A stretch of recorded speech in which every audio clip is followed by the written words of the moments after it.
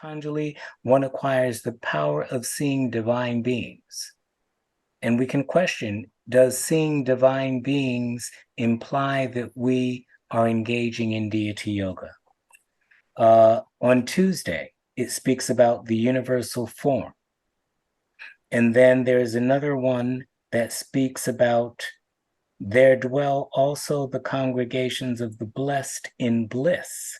They dwell with the true one in their hearts. How does the true one in the heart perhaps differ from some of the others that we've heard? And then the Holy Spirit does not descend until the abode of the heart, and the soul has been purified and purged of all impurity. And there are others, but we just ask the question, are they talking about the same thing? Under this umbrella of deity yoga, are the readings that we've just identified looking at the same imageless image? And I don't know. But what we would say is that from a theosophical perspective, when we simply use the secret doctrine as a reference and look up the word deity in the index and the cross references, there are over 400 reports and descriptions of different deities. And so we have to question, when we're talking about deity yoga, even from a theosophical perspective, what that is. And so in presenting this tonight, we're just going to look at it from, again, in a sense, three perspectives. What? And then who? And we'll put that word who in quotes. And how? And the purpose, we could give you the purpose now, and much of this comes from the Voice of the Silence, comes from the Gita, comes from Patanjali's yoga aphorisms, and also some from the little short article that HPB presented on the dreams and visions. But moving, and I don't know, are we working today? Nope. Okay. HPB tells us that from the occult side of things, and she makes a distinction between the occult side versus the esoteric side versus the practical side versus the philosophical side versus even perhaps the spiritual side. But she says, for the practical occultist, to paraphrase, it is not enough to know that a thing is. There must also be an understanding and a knowledge of the how and the why. If the occultist is one that has mastered, and we'll put that word in quotes, their own principles to a degree, and those that correspond in nature, there has to be an understanding of how that mastery comes about and what that use reveals, and whether or not what is revealed is true. Now, this is a quote that we'll read, and again, it's just one of many beautiful quotes. A very special teacher for myself, just in terms of studying his writings from a theosophical perspective. And we believe that for the Sufis, he was indeed a theosophical teacher, Ibn al-Arabi. And it comes from, as you see on the bottom, the work, The Problem of Religious Diversity. And in this, as a basis for understanding what's going to follow, this is a very powerful quote, and we're going to read it at the beginning, and if we get time, at the end. The people of unveiling have been given an all-inclusive overview of all religions, creeds, sects, and doctrines concerning God. They are not ignorant of any of these. Adherents follow creeds. Sects conform to specific laws. And doctrines are held concerning God or something in the engendered universe. Some of these contradict, some diverge, and some are similar. In every case, the possessor of unveiling knows from where the doctrine, the creed, or the sect is taken, and he ascribes it to its place. He offers an excuse for everyone who holds a doctrine and does not declare him in error.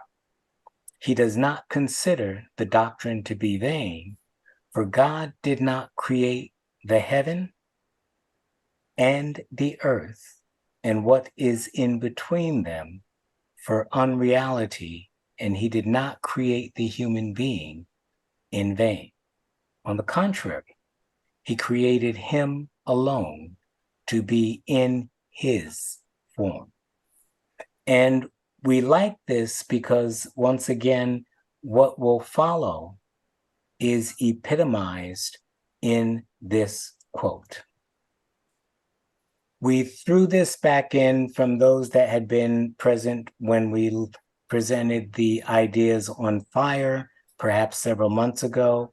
And we used this chart of the 49 or 7 principles and 7 sub-principles, seen as either the 49 fires. I'm going to close down everything and then try to share screen again. Okay, hold on. Wait, now it's interesting. It just went, all of a sudden it went to the next slide, but yeah. Okay, so let me start. Where did, let me go in share. This was the first reading after, this was the first slide. That was just the reading in terms of what HPB thought about. This was the quote that I just read from Ibn al-Arabi in regards to the people of unveiling, which represent the sages and the Mahatmas within the Theosophical tradition. Having been given all-inclusive overview of all religions, creeds, sects, and doctrines concerning God. And this was from his direct perception and experiential encounters with the various stations of enlightenment and being that he experienced. We then went to this summary slide to back that slide up in terms of what HPB always talks about regarding the 49 fires. And if we understand them, and if we understand the principles and which principle is superior at a particular time, those that are inferior, how they work together, etc., that the idea of all understanding in regards to the gunas becomes a practical idea, no different than how science seeks to create all of manifested existence outside of its table of particles, beginning with the quarks, the up, down, the strange and charm, and the top bottoms, and going into the nuclei and the atoms together, etc. And so this, in a different sense, in light of that quote from Ibn Arabi, explains the basis when we can make the translations correctly in regards to how such an understanding that is all-inclusive can practically be embraced. This slide was just brought up again to piggyback on the last 2 slides, because whenever we're talking about theosophy, obviously we've got to talk about the 3 fundamentals. And when we begin to understand what that first fundamental represents, out of space, time, and dimensionality, as well as within space, time, and dimensionality, and those rays that are the embodiment of the laws that are inherent with deity, and how those laws unfold in time and space in a progressive, harmonic way, such that what we call evolution and building up and complexity of formation, through which the spiritual entity works, learns, and awakens, becomes the very basis for everything that we build on. And so this is a slide that, again, reminds us that when we've got those basics working, there is no aspect of science as we typically understand it, philosophy, spirituality, religion, epistemology, the eschatology of the science of death, dying, and rebirth, soteriology, the purification process, and how we divest the robes that cover and obscure the nature of the soul from ourselves, and those laws that are accompanying that process. All of that becomes, again, something understandable within the grasp of the mind that is working from minimally, at least, the occult side. And as we'll see, HPB tells us that it's the Buddhimanas aspect that she really talks about, not the Kamamanas aspect that she speaks about. And so getting into this idea of Deity Yoga, the preface that we presented really means that you've got to figure out who, what, where your deity is before you engage in that yogic process. Does theosophy have a specific path? Does theosophy have a specific base and a specific knowledge? Yes, that has been explained clearly in the preface of The Voice of the Silence, wherein HPB is talking about those beings beyond the Himalayas who clearly have their specific system and use that system consistently with their disciples as it relates to the inner awakening to that totality of knowledge that exists within the nature of our being. The other aspect that we have to ask, or the questions that we ask when we're looking at Deity Yoga, are we talking about God? Are we talking about deity? Are we even talking about the same thing? What is God to you? What is deity to you? Is that the same as it is to me? Do we have a common understanding, or do we fight, as cultures have for millennium, about an idea related to an abstract power that is present and inherent and yet cannot be named? Something that we have to really begin to identify for ourselves if we are trying to engage in any kind of deity yoga. And you can start with blind belief if you like, but HPB and Theosophy do not advocate blind belief, but belief based on knowledge and experience. Are God and deity equivalent terms? Are they used the same? So that if I say, I want to engage in yogic union with God, is that the same as wanting to engage in yogic union with deity? For the practical occultists, again, in that theosophical perspective, based on those teachings that were referred to, there's a distinction and a difference. And in some of the examples of how HPB looks at that, you'll see what we're referring to. The other questions that we can ask: whose version of deity? Are we looking at the qualities that we're ascribing to a deity or to a God? Or are we looking at different aspects that we're trying to be in union with, if that's how we believe deity yoga is about?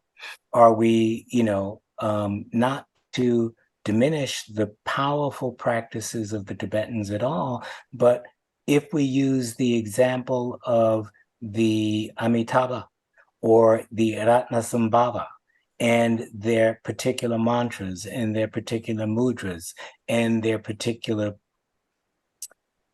jewels, and we are substituting our senses and our mental faculties to be one and the same with theirs, is that deity, union, yoga, and assimilation the same as a theosophical approach to deity or union or assimilation?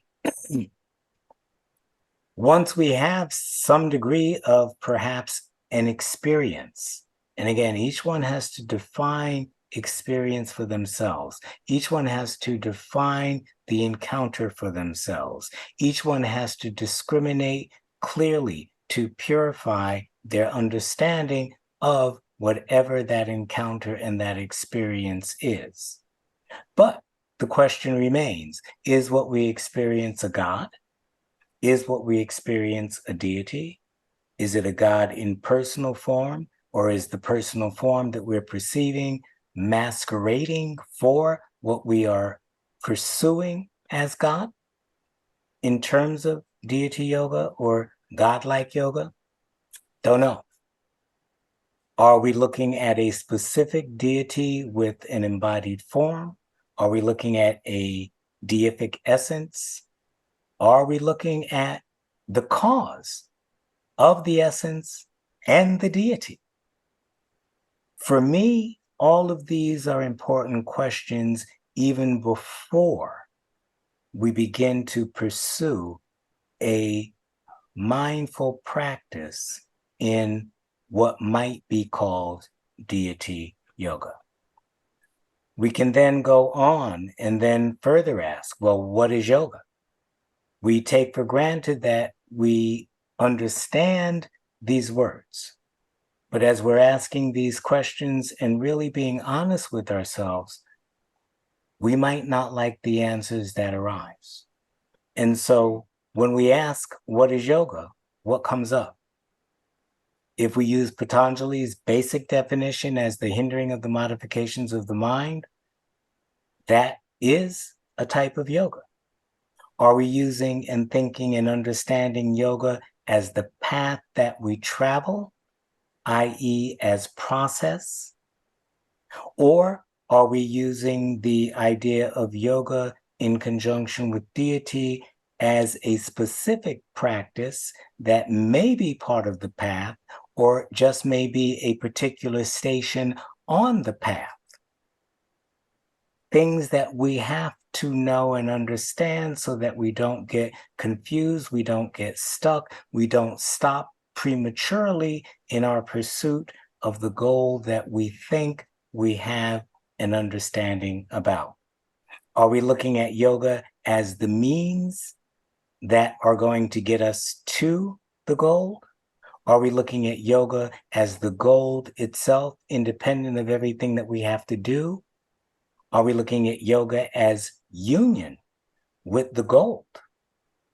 Or do we even push it further and look at the fruit of such union as the ultimate deity yoga? Just questions. Questions that I ask myself, that I constantly work through for myself, and compare what comes up with the teachings.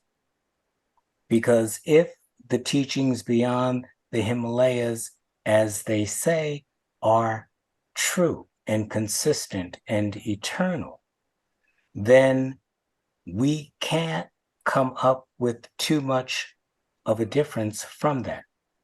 Our explanation, our interpretations may be different, but they will be open to correction, and we'll be able to see the need for those corrections. But again, going back to that first quote, we will realize that the unveiled, possessors of the unveiled, are seeing all of this. And what is the all of this that they see?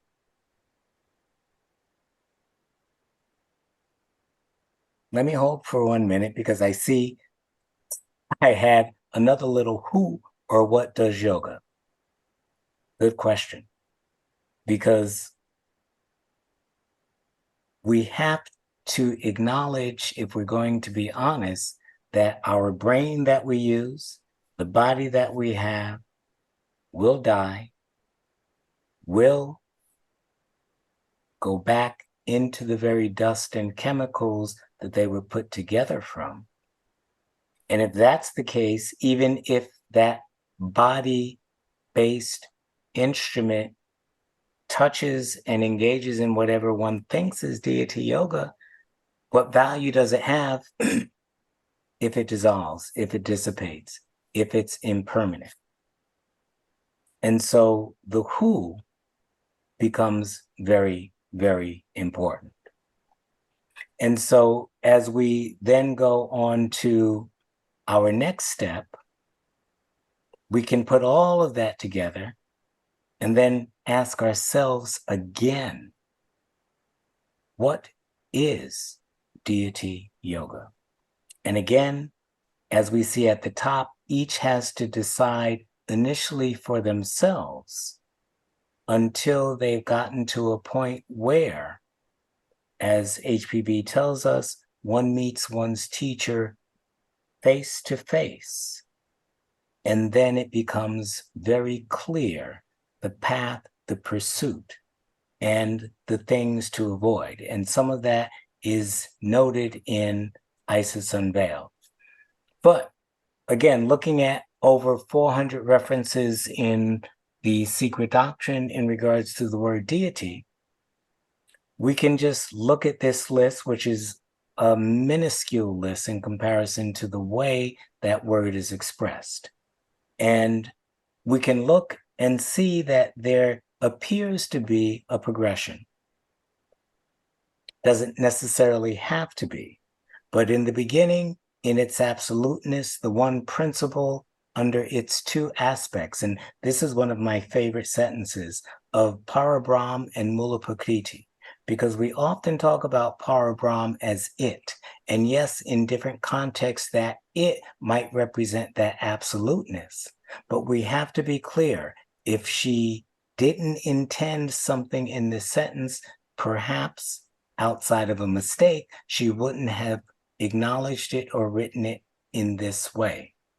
In its absoluteness, the one principle under its two aspects of Parabrahm and Mula Prakriti is sexless, unconditioned, and eternal. Its periodical manvantaric emanation or primal radiation is also one. And I forgot the close bracket there, but is also one. And again, for those that are familiar with the SD, you know she speaks about the two ones all the time. But then we break it down further. And under these descriptions of deity, she speaks about absoluteness, which differs from absolute in the different contexts. She speaks about, again, the Parabrahm. She speaks about the absolute ground of what I can only indicate as X, because these words can only point to the fact of truth that they represent, that one has to, and hopefully this won't be a blasphemous statement, experientially encounter in order to truly embrace the fullness of Deity Yoga. Essence, nature, compassion, she uses those words along with void, darkness, and non-ego. The veil of Prakriti, Mula Prakriti, many are familiar with in regards to the logos. She speaks about the role of the avatar and how that plays in the whole circle of manifest life. Those first, second, and third logi she mentions, the third being the seed that gives rise to, depending on how one is reading and when one is reading, that Brahmanic state, out of which those Dhyani Chohanic energies and intelligences, in conjunction with the Phohatic forces, operate and work. She speaks about the Brahmanic state as the total aggregate, and the Ishvaric state similarly, and the individual Dhyani Chohanic or Dhyani Buddhic states as aspects or progenic aspects of that totality. At times, the spiritual ego, however one defines that, is called deity. At times, the celestial Buddhas are spoken of in the context of deity, as well as the bodhisattvic entities. And I use the word entities as opposed to beings and personalities because he uses those words differently. Then when we get down to the manifest side of things, that is more closer to what we do every day, the creative builders of cosmos are looked at, those lower seven. and how they are reflected in the solar patrice, the lunar patrice, also spoken of as deities or ancestral deities, etc., the planetary spirits, the tribal deities, when we're talking about the different nations and nationalities.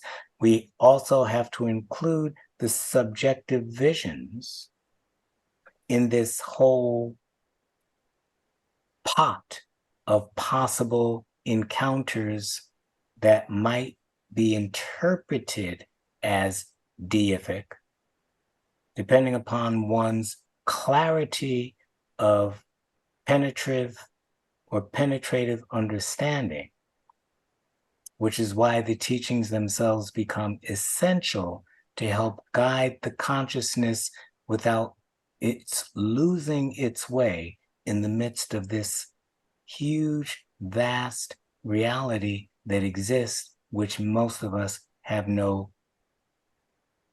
conscious connection with.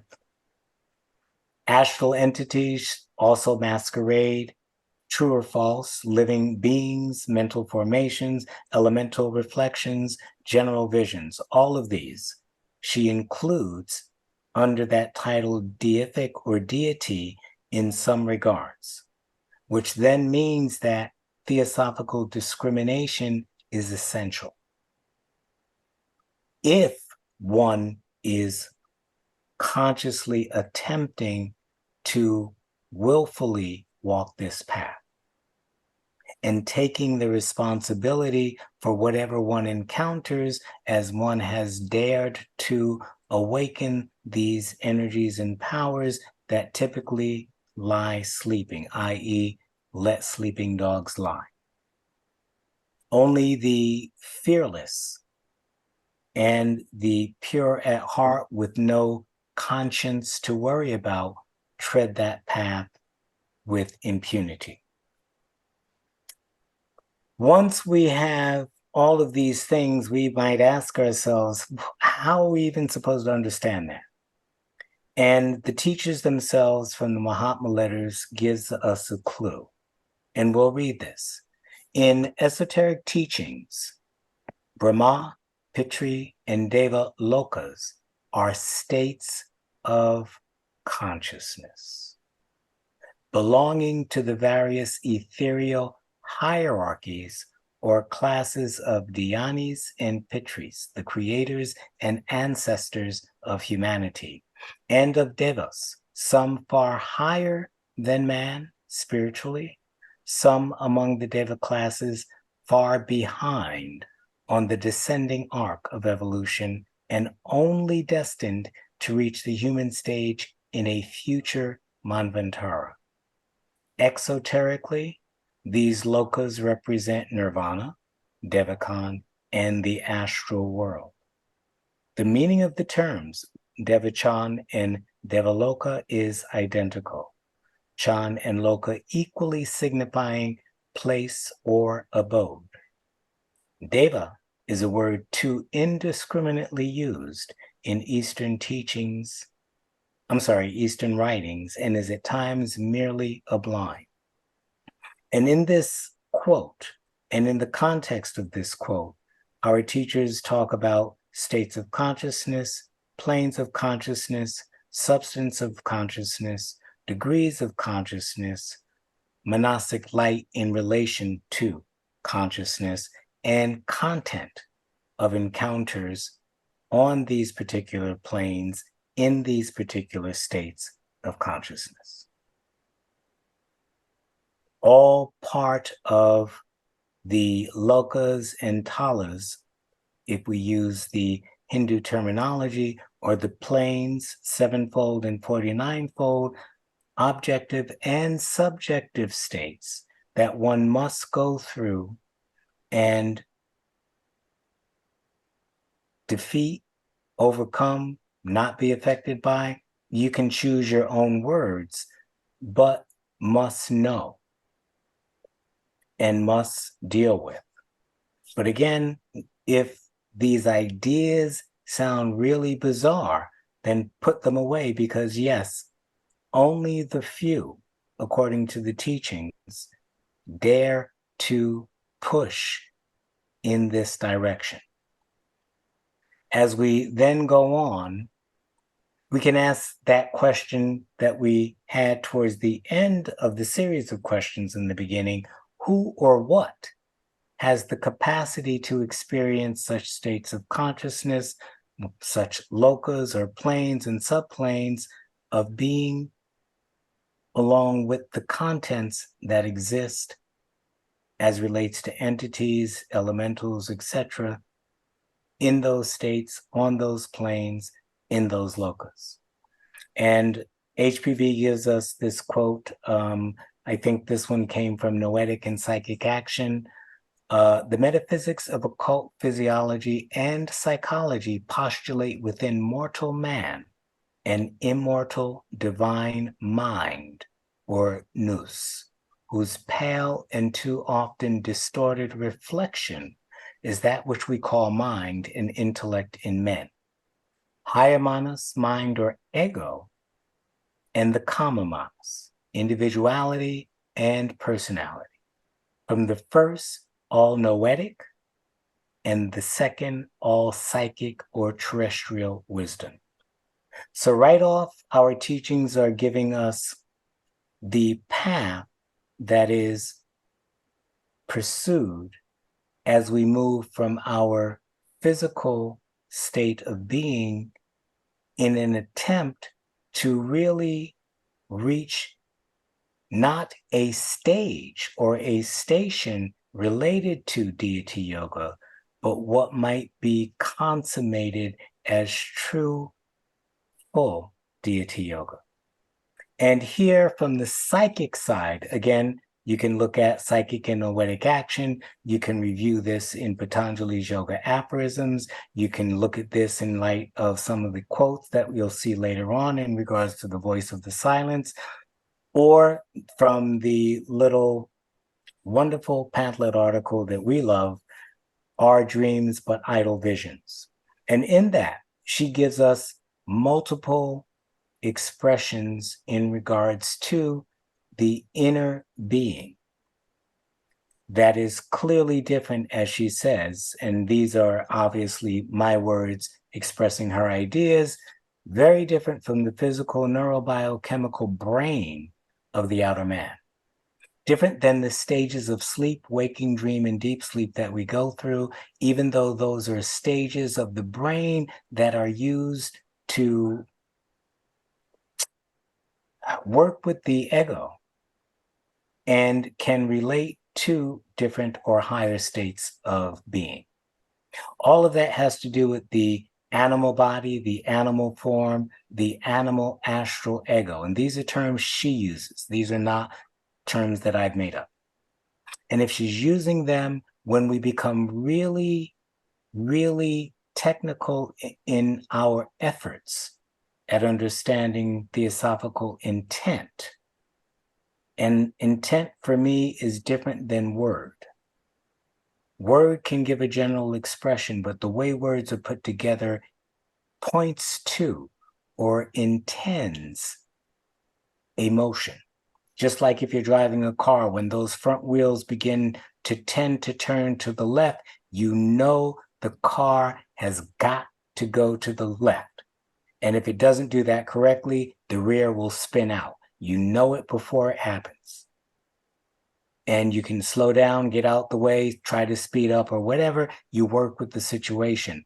But these words have intention in them as she expresses them. She talks about an astral principle or mind, the sentient soul, inseparable from the physical brain. But at the same time, another portion that I love, Isis Unveiled, page 590. She says, the conscious ego held in subjection by brain, senses, and obscured while within the body, or in touch with higher or freed in its most, or, and that may be a mistype, but is or can be in touch with higher once freed in its most ethereal portions of the soul essence that can act independently of those grosser particles of the brain. So although we typically identify with brain physiological, neurobiological functionality, and we are typically driven by that, there are ways to awaken the most ethereal portions of that portion of the lower manas that is linked with the brain inseparably and develop that, which then opens up a different world of perception. And those that have read the article, The Elixir of Life, know clearly what that relates to. She then speaks about the inner ego and its faculties, the inner ego as the real man, which she puts in quote, distinct and independent of the outer.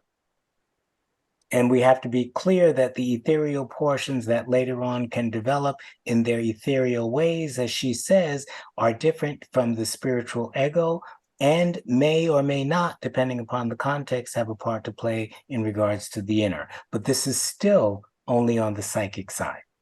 She then speaks about astral ego, and the capital A and the capital E are as she puts it. And then she speaks about the spiritual brain of the purified and in degrees purified astral ego. We typically don't think about the astral ego as having a brain. But we have to think about the astral ego as having that which is equivalent to a brain that allows its own unique sensory perceptions to be integrated in perhaps a novel way, such that alternative types of real understanding that relate to the laws of nature become possible to the entity. And then she talks about the purified astral ego. And we just added moving towards the child state, and those that are familiar with the voice of the silent recognize that very well, because that is the peak of, for practical purposes of this deity yoga talk, the psychic side. We haven't gotten to the noetic side yet. But when that ray has purified itself, disciplined itself, and you've been through a series of talks, you've been through mental training talks, you've been through guru yoga talks, you've been through the talk on the city, you've been through the talk on the bell and sound, you've been through the talk on electricity, and how all of that prepares us for a talk on deity yoga, because all of those things are important in terms of the all-inclusive nature of the teaching that we've been given. And so now, once we're understanding the psychic side of our being, what does the voice of the silence tell us? Because now we're in a different position. We're not relying just on the physical body, and I got to check my time. Search for the paths, because now, again, we can be deluded. But, Olanu, be of clean heart before thou startest, not smartest, that's autocorrect, on thy journey.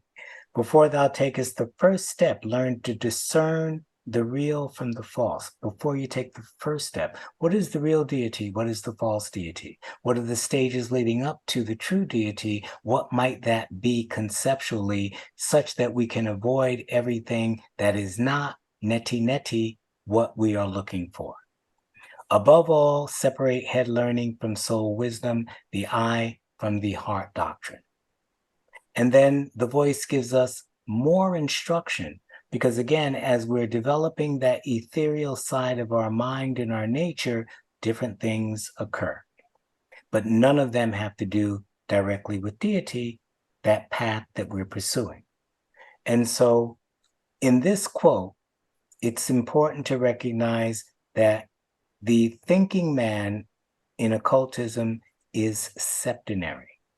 And that's what we're beginning to appreciate. The brain mind is one thing. And in its physiological nature, it will have its septenary aspects, but that's not the septenary nature that is being referred to here. That has to do more with the incarnating ray and its relationship with the lower vehicles, i.e. the physical and the astral, and the possibility of the establishment of the etheric, as she uses in her writings in Isis and in her articles. And that the septenary thinking, acting, feeling, and living being does so on in seven different states on different planes of consciousness, and that for all these states and planes, the permanent ego, not the false personality, has a distinct set of senses. So, I mean, if we just play with it for a minute, septenary nature of mental phenomena, each with a distinct set of senses. What might those senses be? How might they perceive? What is the knowledge and information that they would provide to the consciousness thinking ego? All of that we have to consider if we are not going to do this blindly. Our senses are all dual, and according to the plane of consciousness on which the thinking entity energizes, they act. Another clue.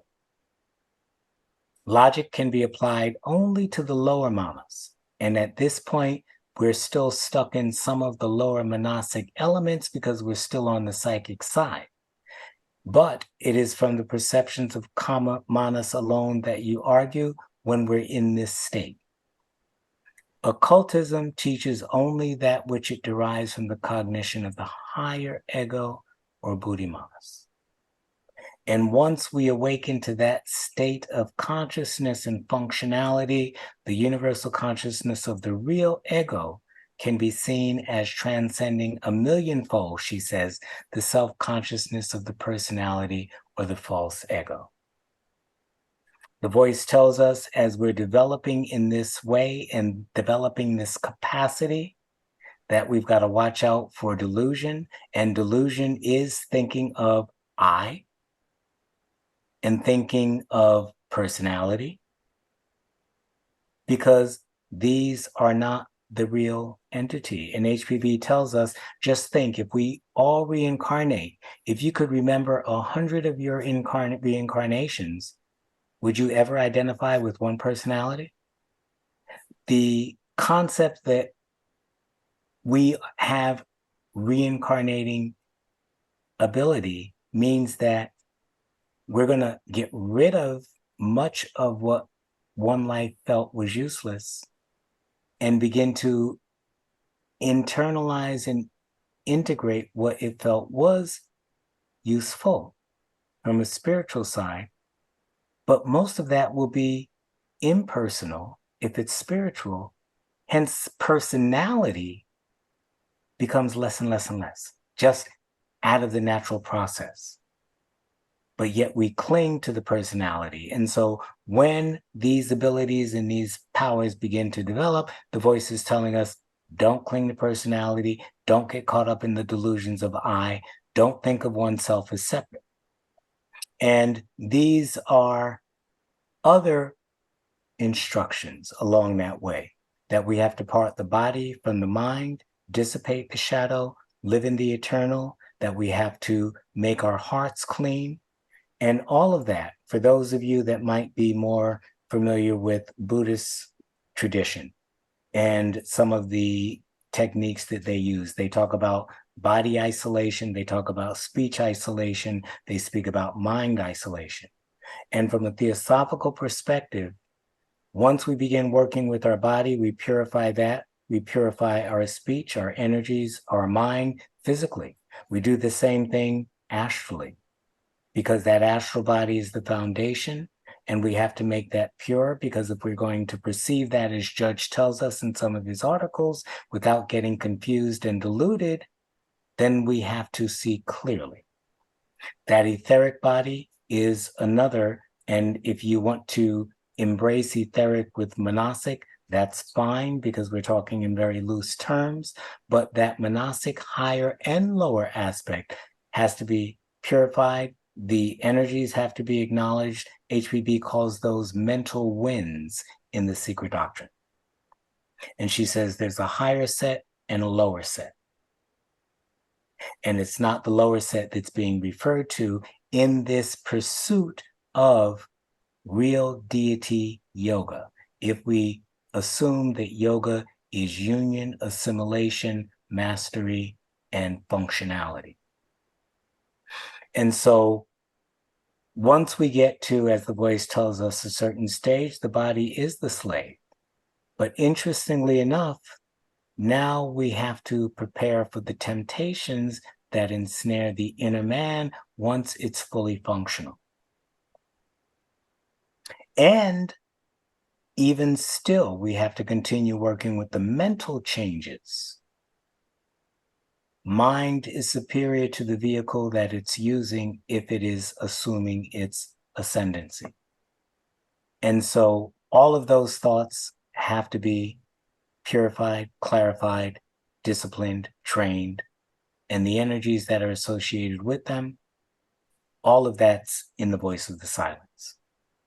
And so as we near the end of this process, she gives us this quote: the more spiritual a man, the more active his fancy, and the greater probability of his receiving in vision the correct impressions conveyed to him by his all-seeing, his ever-wakeful ego. We're getting close to the ego, not to deity.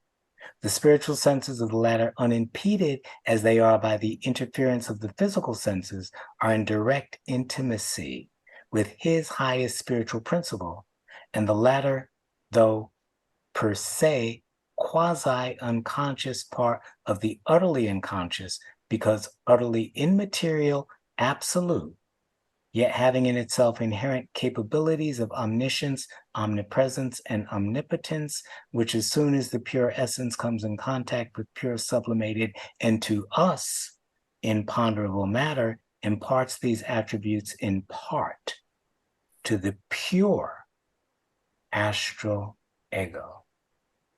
Now we're making a little connection.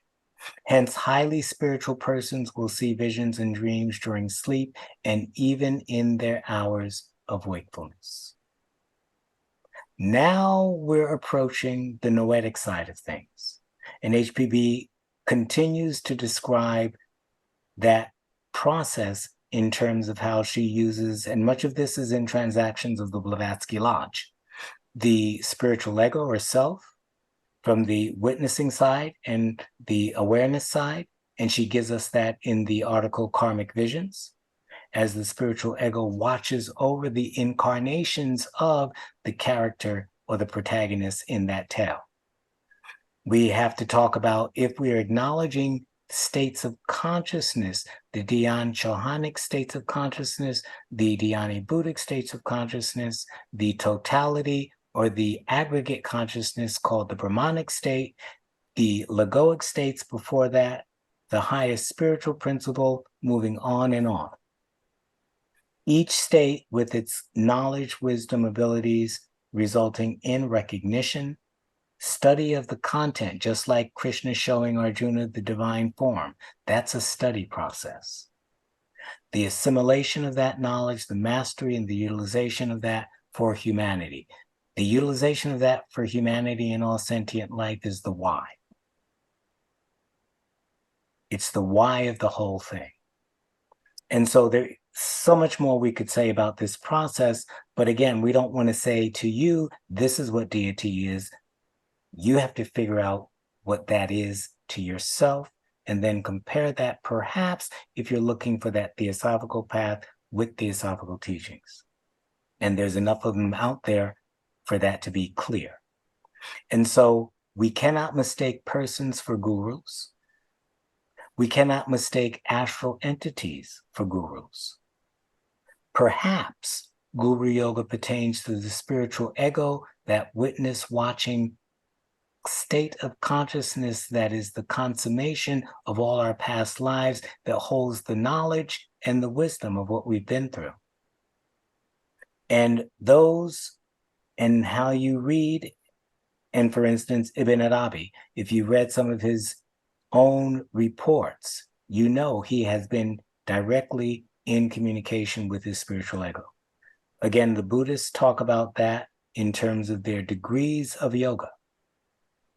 Looking up to their God, being on equal level with their God, being at one with their God or their deity from the spiritual ego side.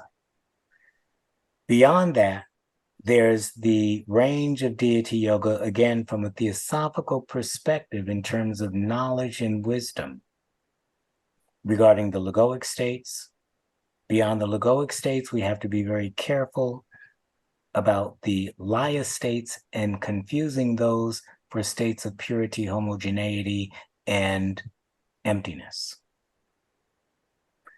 But there's the nature of the essence, and the teachers talk about that, but then there's the nature of the totality that includes the essence. Because when we look at the progression of things, if we start from the using the term clarity, or as HPB says, void, non-ego, and darkness, that unknowing gives rise to clarity in the form of, if for lack of a better word, the mula prakriti. That then gives rise to radiance in the form of the logoic energies, the deva prakriti. Those give rise to all of the elements that are going to become in time those dhyani chohanic forces and intelligences. And HPB has some beautiful quotes about that in The Secret Doctrine. And then we can talk about the state of approaching absolute, what that might be, absoluteness, what that might be, and what that might point to as being the only reality. And so we can end up, again, keeping in mind that chart of the 49 principles or 49 fires, 7 principles with 7 subdivisions, and also with the very quote that we began. The people of unveiling, again, those masters, those adepts, those true initiates, have been given an all-inclusive overview of all religions, creeds, sects, and doctrines concerning God, deity, whatever you want to call it. They are not ignorant of any of these. Adherents follow creeds. Sects conform to specific laws. And doctrines are held concerning God or something in the engendered universe. Some of these contradict, some diverge, some are similar.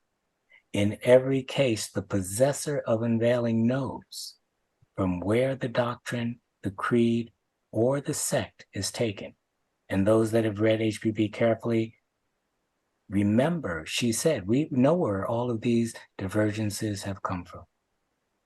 And he ascribes it to its place. In other words, they can put it in its place. They can understand and match the understanding with the level, with the station, with the plane, with the subplane, with the state of consciousness, with the substance, etc. He offers an excuse, and that's compassion for everyone who holds a doctrine and does not declare him in error. He does not consider the doctrine to be vain, for God did not create the heaven and the earth and what is in between for unreality, and he did not create the human being in vain. On the contrary, he created him alone to be in his form, which is the epitome of that evolutionary aspect of our 3 fundamental propositions. And on that note, I will end. Thank you.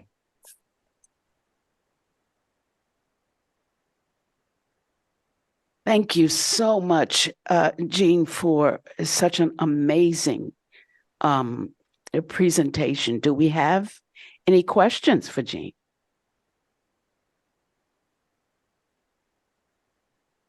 That's good. So we can call it quits. Everybody can go home and think about their deity. Oh, not so fast. Jonathan has a question. Jonathan?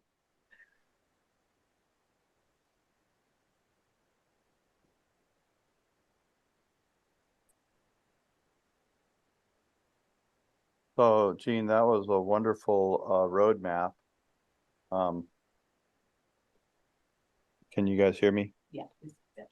Yes. And I'm wondering if there's any kind of hints given in mythology. I'm thinking of Eastern mythology where a person could admire the qualities of Rama or Krishna or Buddha, actually, in some of the stories. So that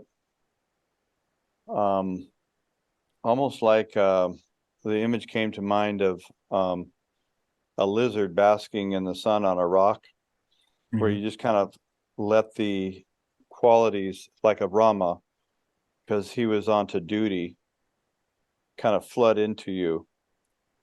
if that had anything to do with Deity Yoga. It's like a beginning kindergarten version of it. Okay, so basically, can the whole concept of Deity Yoga or any spiritual truth be represented in metaphorical, symbolical, or poetic prose like language to keep it alive for the multitude when they're ready? And the simple answer is yes. I mean, we would say whether we're looking at the Bible, whether we're reading Burma and looking at the Gnostic teachings, or whether we're looking at the Kabbalah, all of those have their language. They have their prose.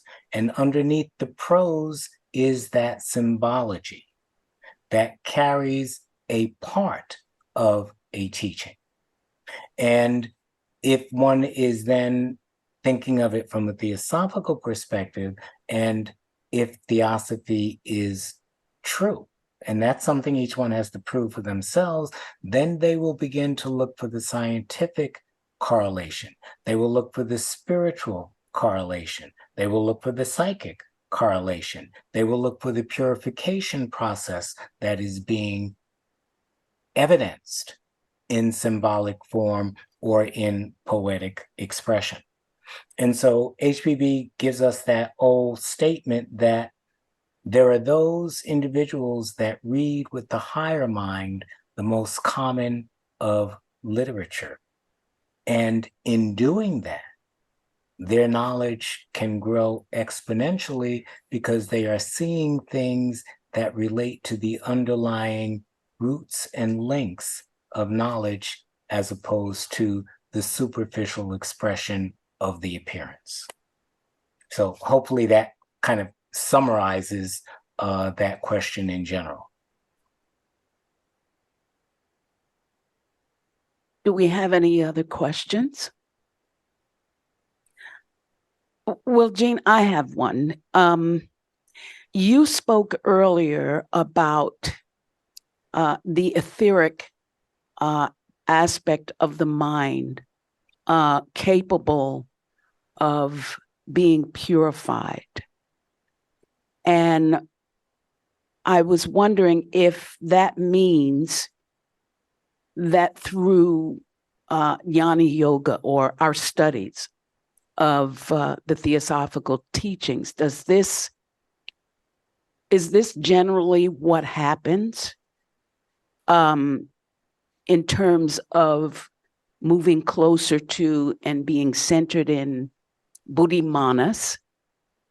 Or is there something in a more occult circle, for lack of a better way to put it, that gives us what you spoke of, that ethereal part of the brain being purified and made useful in that way?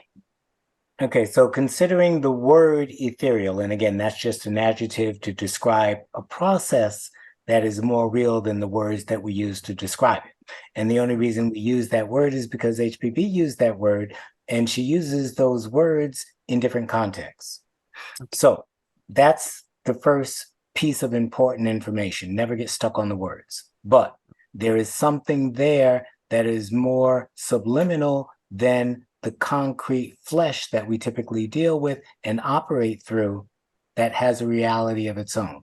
And at least in terms of metaphor, what works for this student in terms of trying to understand that is, when I think of elements or molecules, I will think of the nuclei and atoms inside of them.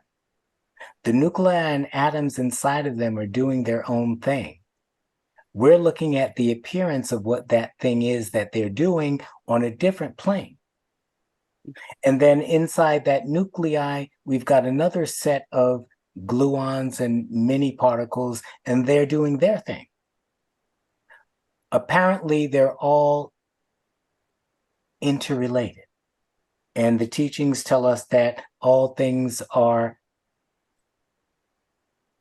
in the same place, but not of the same substance.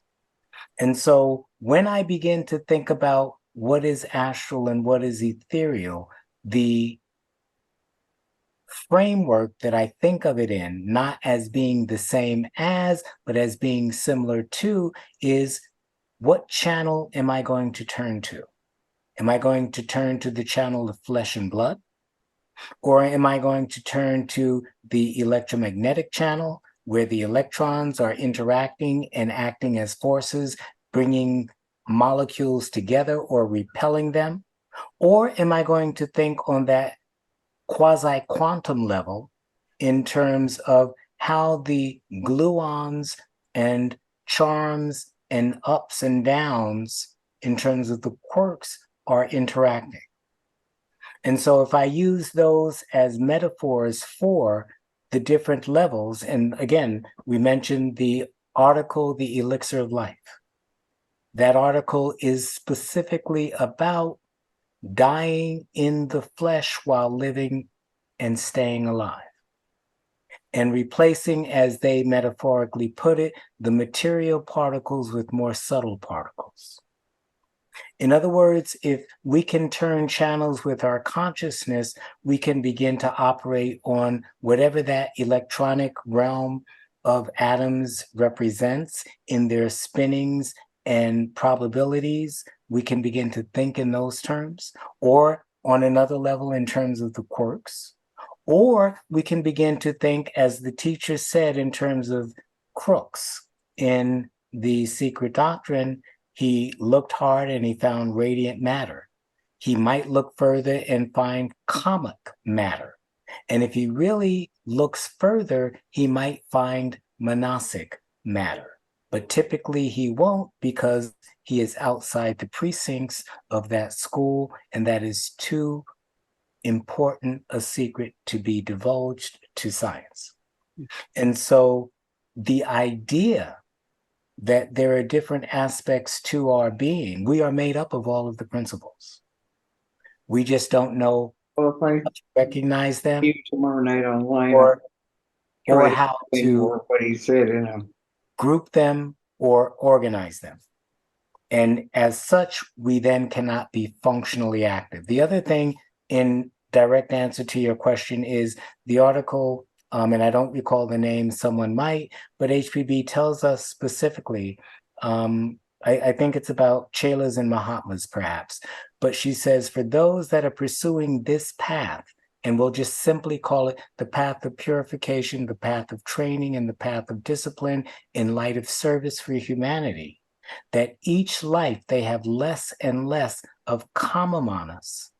And what incarnates is more and more of higher manas, which then means that their whole instrument is vibrating in a different modality. And they are going to be operating in the world, but as JC says, not of the world, but for the purposes of the school to which they belong. And so there are so many things that she has given us, the teachers have presented for us. If we're making that commitment to get past the illusion of personality and I-ness and separateness and self that we all love to cling to so much, that causes us all of the problems. But if we can begin to work with that and loosen that up and begin to walk that path, then these things become more and more self-evident, as well as Judge said, when they begin to awaken as per the voice of the silence, they have to be exercised. They have to be tried, but not with the wrong motives and not with the wrong intents. Thank you so much. Do we have any more questions for Jean? I think Judy was getting ready to ask a question. Do you have a question, Judy? Let me unmute.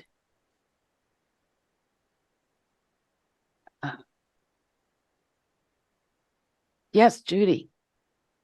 Oh, I just have a brief question. How do we really shed the astral ego? Because I think that's been the whole point of the talk, at least in part. In is, part. is this Yeah. lower constant psychic drag on us that Okay. keeps us from moving forward. And And that's what the voice of the silence is trying to teach. Yeah, thank you. how do we really and what I wanted to do, and I don't think I have it, but the answer to that question, again, we made reference to some of the earlier presentations that had to do with guru yoga, with mind training, with the idea of the bell, with the sacredness of the corn. And as Jonathan asked in the very beginning, if we put aside the concrete image of all of these things and begin to look underneath them for the message that they are presenting spiritually, all of that prepares us for this. And so if we use Patanjali's yoga aphorisms, for instance, we are working with the modifications of the mind. We are getting rid of the idea of personality and the occult arts. I think HPB, it's one of my favorites. Let me see if I can find it as we're talking. Tells us point blank that we do have to reduce the astral ego to a cipher.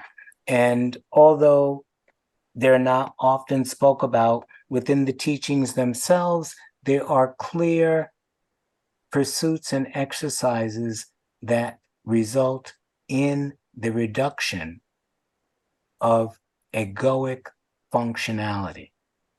And in line with that and in hand with that goes specifically altruistic service. They are not separate. The more altruistic we are, the less personal we become. But in the process, the whole concept of meditation, as we are looking at some of the things that Patanjali tells us, and I am going to find this, book 2, page 46. Let me see if I am finding it correctly. One of my, oh, to 100. So, occultism and the occult arts. And better than my answer is if I can just read this, 108.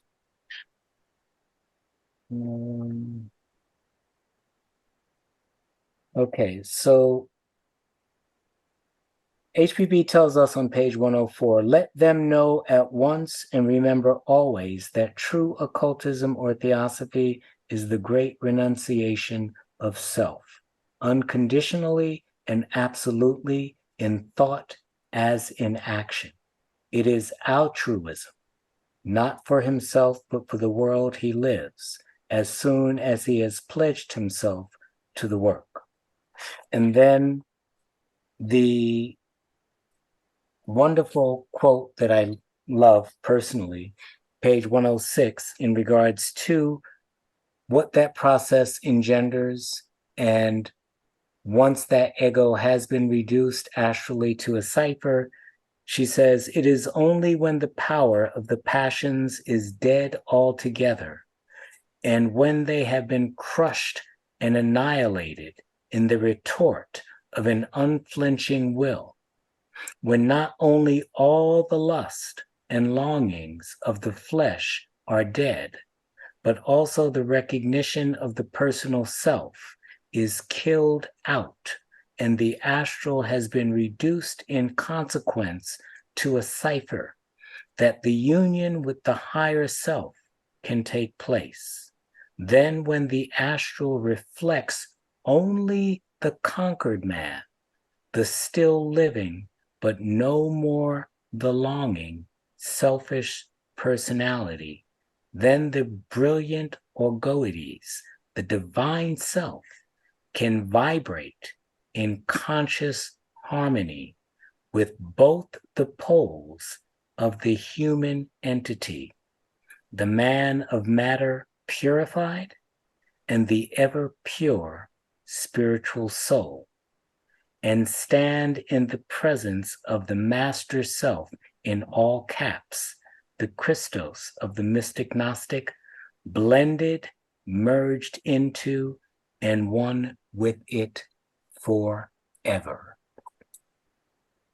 And all of our devotional books, The Voice of the Silence, the Bhagavad Gita, The Idea of the Gunas, working with our appetites, The Voice of the Silence, the Dhammapada, all of those target the I, the false personality, and work to reduce it to that cipher that is being identified. And again, there are practices within our meditational pursuits and within our daily living that can be engaged in the midst of everything that we do that further minimize our addiction and grasping, so to speak, after the self. And the more we do those things and the more we study and the more we serve, the less we care. And it's not that the lack of caring reduces the responsibility for taking care of the vehicle and all those around that vehicle, but it gets rid of the obsessive me that drives the actions of that vehicle. And as Judd says, turns that vehicle into a center of power through which that divine merging that was just spoken about in the last quote can reflect itself in the world, in the circle of operation in which that being operates and lives. Thank you so much, Jean, for this amazing presentation. I think that's going to be it for this Okay, afternoon. great. I'm seeing here. The short answer for Listen. Casey, can deity yoga help with living life in the after-death states? The short answer is yes, because it basically demonstrates those states to you so that they are not after death, nor with living life. Everything is the same. Excellent. Okay, then we're going to close. And I just want to remind everybody about next week, Miss Catalina from Columbia, member of Theosophical Society. Her presentation is entitled The Language of the Future. Hope to see everybody there. Okay. Take care.